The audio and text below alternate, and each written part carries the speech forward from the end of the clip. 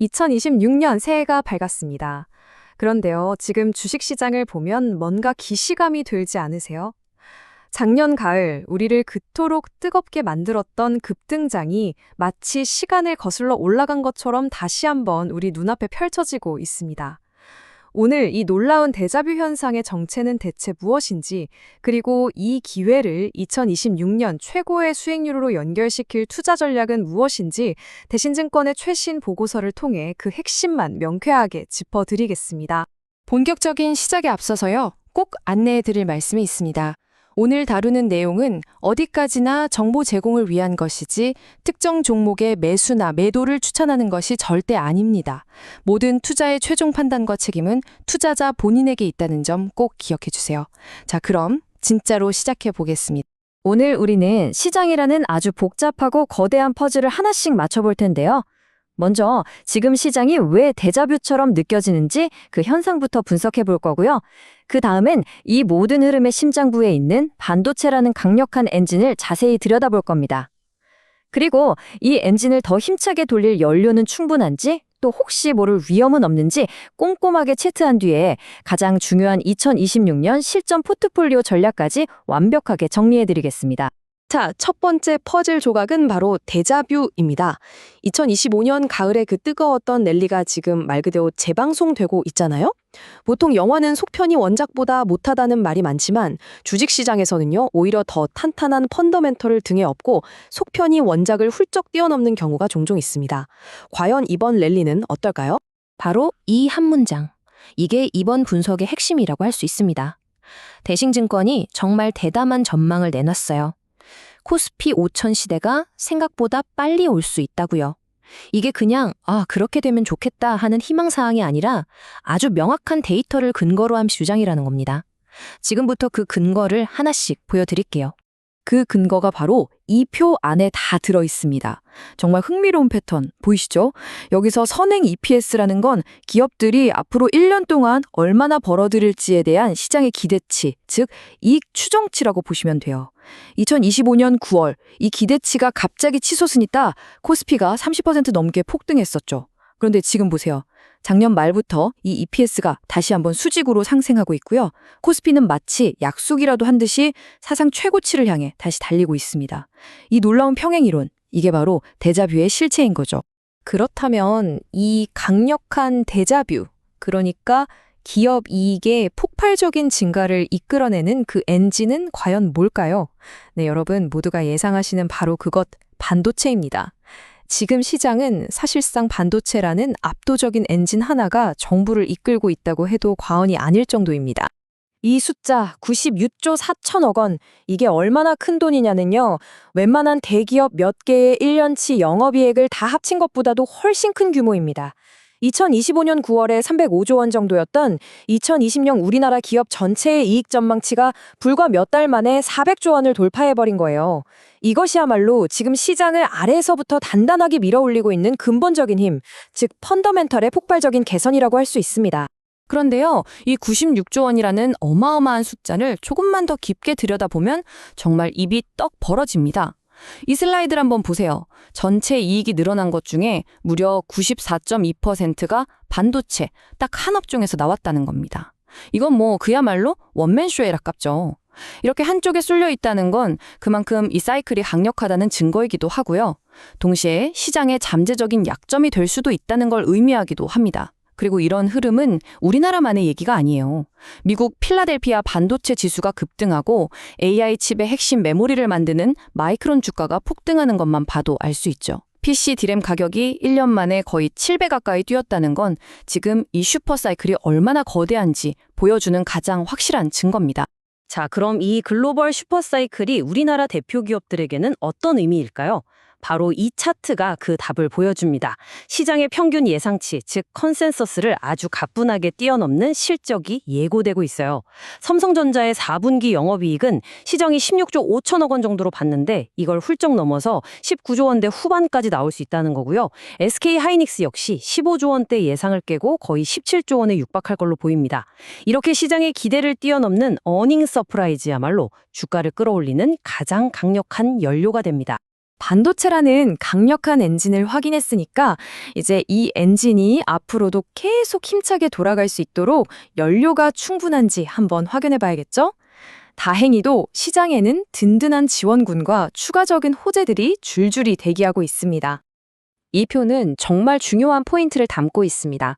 작년 9월만 해도요, 원화 가치가 계속 떨어져서 외국인 투자자 입장에서는 주식을 사면 환차손을 볼 수 있는 아주 불리한 상황이었어요.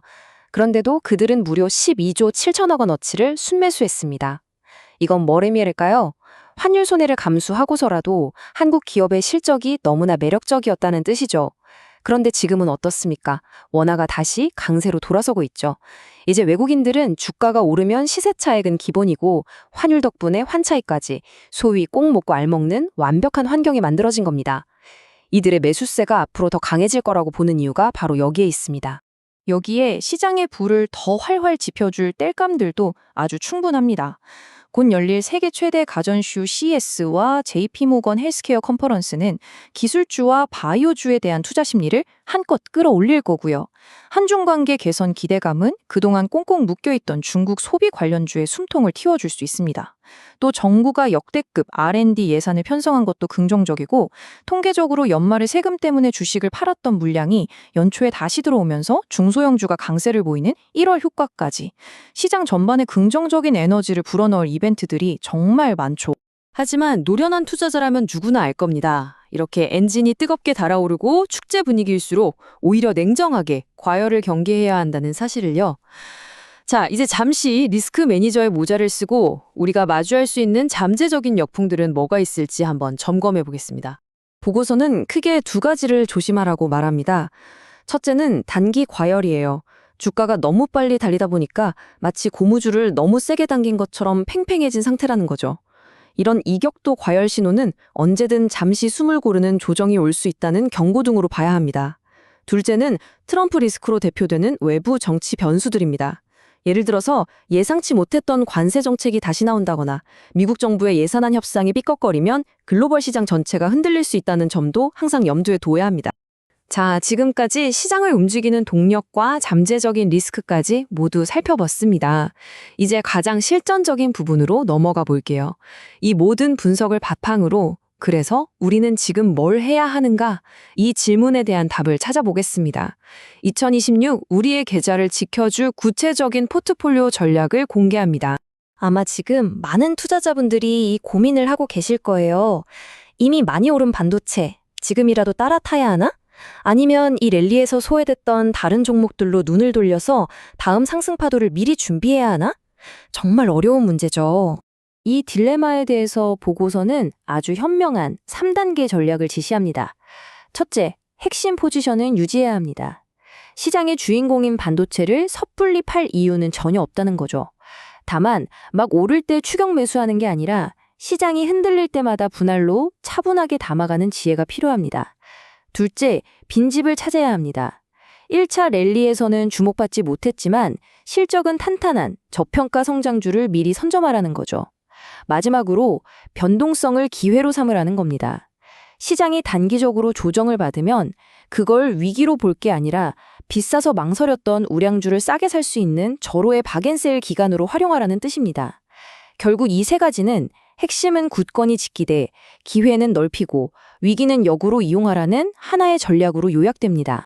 그렇다면 우리가 찾아야 할 그 빈집, 즉 유망한 저평가 섹터는 대체 어디일까요? 보고서는 바로 이 분야들을 주목하라고 조언합니다. 전고체 배터리라는 게임 체인저를 기다리는 2차 전지, 꾸준한 실적을 내주는 자동차와 인터넷, 그리고 JP모건 컨퍼런스라는 대형 이벤트를 앞둔 제약 바이오가 대표적입니다.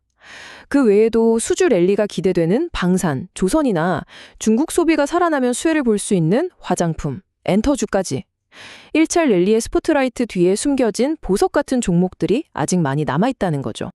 자, 이제 오늘 길었던 분석을 마무리하면서 2026년 이 시장을 대하는 현명한 투자자는 과연 어떤 마음가짐을 가져야 할지 최종적으로 정리해 보겠습니다. 제가 내린 최종 결론은 바로 신중한 낙관론입니다. 반도체가 이끄는 이 강력한 펀더멘털 장세라는 큰 흐름을 믿고 상승의 파도에 올라타야 합니다. 하지만 동시에 언제든 찾아올 수 있는 단기 변동성이라는 롤러코스터에 대비해서 안전벨트는 항상 단단히 매고 있어야 한다는 뜻이죠. 즉, 펀더멘털에 대한 믿음으로 포트폴리오의 중심을 잡되 시장의 흔들림을 이용해서 좋은 자산을 더 싸게 담는 기회로 삼는 것. 그것이야말로 2026년 시장의 승자가 될 수 있는 자세라고 생각합니다. 이 한 문장이 앞으로의 시장 전개를 가장 잘 표현해 주는 것 같습니다. 지금까지는 반도체라는 단독 주연 배우가 시장 전체를 이끌어왔다면 이제부터는 반도체가 무대의 중심을 굳건히 잡아주는 가운데 자동차, 2차 전지, 바이오 같은 다른 매력적인 배우들이 함께 무대에 올라 각자의 매력을 뽐내는 화려한 앙상블 장세가 펼쳐질 거라는 겁니다. 마지막으로 이 질문을 드리면서 오늘 분석을 마무리하겠습니다. 여러분의 포트폴리오는 이 화려한 이막, 앙상블의 무대를 함께 즐길 준비가 되어 있으신가요? 아니면 여전히 반도체라는 일막 스타, 앵콜 공연만을 애타게 기다리고 계신가요? 한번 곰곰이 생각해 보실 시간입니다. 오늘 제가 준비한 내용은 여기까지입니다.